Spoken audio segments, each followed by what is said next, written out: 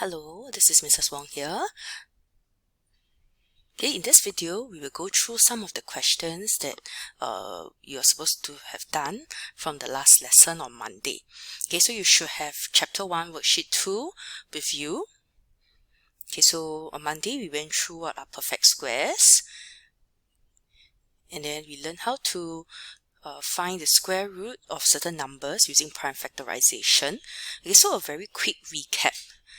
Okay, so if let's say I need to take the square root of 2 to the power of 10.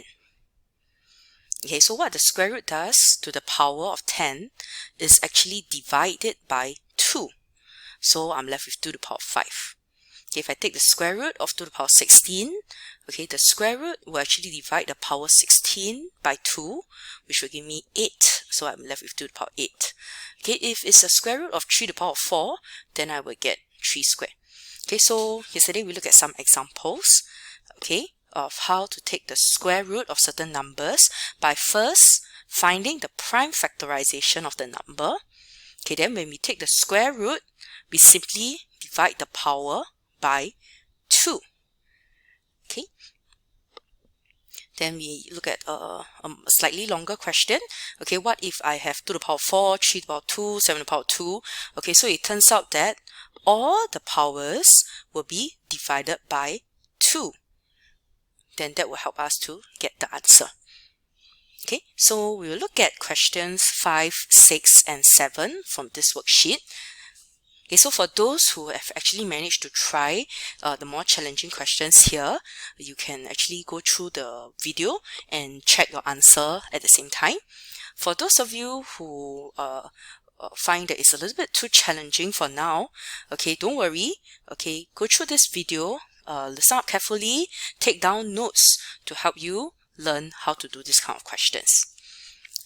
Okay, so we'll go through question 5 first. Okay, so question 5 says, given that 21 squared is 441, we have to find the square root of 441. Okay, this one is quite straightforward in some sense.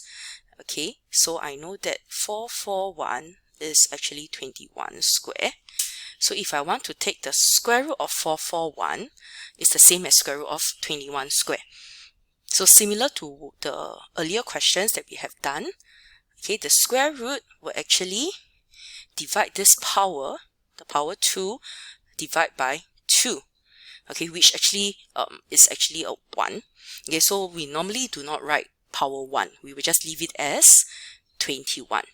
Okay, so this part I'm going to write it out just to show you the working. Okay, but usually this part here, okay, this part here we usually do not write out. Okay, then let's go on to part B.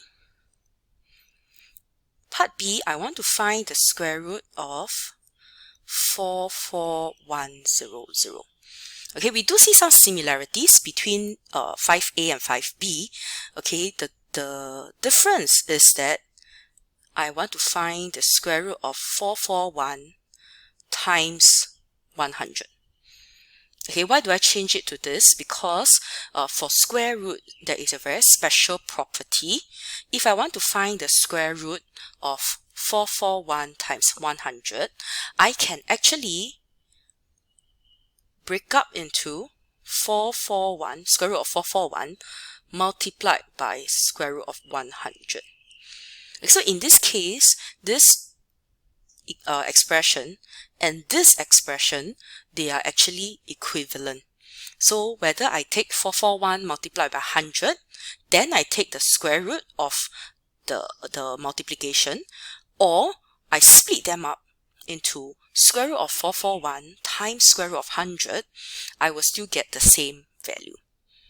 Okay, so I'll continue with square root of 441, okay, we know from part A that is actually 21. Now, if you have not done part A before this question, you can go on with the usual, which is to change 441 to 21 square. Okay, but if you notice that part A, I've actually got my answer as 21, you can actually write 21 in directly. Okay, then 100 is actually 10 square. Okay, so some knowledge a retention of some of your basic perfect squares. Okay, some of the perfect squares from 1 to 100 can actually help you a little bit here. Okay, so this will be 21. This will be 10 because square root of 10 squared is 10. Then 21 times 10 is 210. Okay, so square root of 44100 will be 210. Okay, so this new property that we have learned, okay, that we can do when we have square root of a multiplication of numbers, I can split it up, okay, into square root of the first number multiplied by square root of the second number. Okay, we can only do this when it's multiplication or when it's division. Okay, or when it's division. So an example would be if I want to find square root of 441 over 100. Okay, so if I want to find the square root of 4.41, basically, okay, I can actually divide it out. So I take the square root of 441, divide by square root of 100. So whether you do the division first or you take the square root first, okay, it doesn't matter. Okay, so this new property will be able to help us find. Okay, so square root of 441 is 21, square root of 100 is 10. Okay, so I know it's 2.1. Okay, so if I want to find the square root of 4.41, it will be 2.1. Okay, now let's go on to question 6. Now, if you need some time to take down the notes for question 5, A and B, or to take some time to mark your answer or do some corrections as well, or take notes, please feel free to pause the video, okay, before you go on to question 6. Okay, then we'll go on to question 6. Okay, so question 6 gives us the square root of 225 as 15, and they want us to evaluate the square root of 2025. Okay, so now I'm going to try and find the link. What is the link between these two numbers? Okay, 2025 and 225. Okay, of course, I'm going to try and see whether I can multiply or divide, you know, to get to connect the two numbers together so that I can use the special property of square root to help me. Okay, so let's try. So if I take 2025 and I try to divide by 225 to see whether it's a factor, I actually get a 9. So 2025 is 225 times 9. Okay, so with this, if I want to find the square root of 2025, it will be equals to square root of 225 times 9. Okay, then I'm going to put in the special property of square roots. I can actually split up into this. Okay, then square root of 225 is 15. And, okay, now 9 is actually 3 square. So square root of 3 square is 3. Okay, sorry, I have no space, so I'm going to write here. Okay, so this is 15 times 3, and it will give me 45.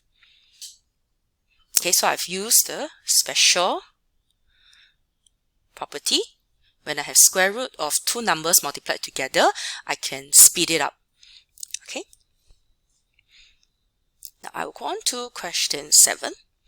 Okay, given that 17 squared is 289, I want to find now the square of 170. So the square of 170 is like this, the square of 170. Okay. Then 170 is actually 17 times 10. Okay, with a bracket, the whole thing squared. Okay, do take note, it's not the same as 17 times 10 square. If I write it like this, the one that I've written in black ink, it would mean that the square is only for 10, okay, and not for 17. Okay, so I need the brackets here. Okay, now, so for square roots, okay, that special property that we have learned, it also applies for if I have multiplication of numbers and the whole thing square. Okay, so this, I can speed it up and individually square each of the numbers. Okay, then I multiply them together. Okay, so this is also equivalent. Okay, so 17 times 10, the whole thing being squared, is equivalent to 17 square times 10 square. Okay, so I know 17 square is 289 and 10 square is 100. So when I multiply them together, I just have to add 2 more zeros to 289. Okay, so the square of 170 is 28900. Okay, and I don't need to use my calculator because they have given us the value of 17 square, and I'm able to convert 170 into 17 times 10. Then I apply the square for each of the numbers. Okay, and 10 square, you should know by now, is 100, and it's very easy to multiply any number by 100. I just have to add the 2 zeros at the back. Okay, so we have come to the end of this video for these 3 questions.